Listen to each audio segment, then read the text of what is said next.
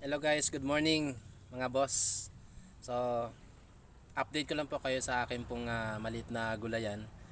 Ayan, mahal po ngayon ang kamatis. Kaya kung meron po kayong mga bakanting container na pwedeng i-recycle, pwede nyo pong lagyan tamna ng mga gulay-gulay para makaminos po tayo sa expenses po natin sa kusina. So, imbis na itapon nyo sa basurahan yung mga plastic container na luma na sira-sira na, pwede nyo pong tamnan. So, ayan po yan guys. So, nagtanim po ako ng kamatis. May mga bunga na po.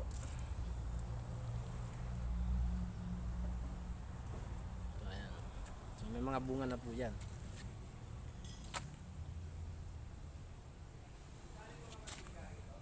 Para mas makatipid po tayo sa ating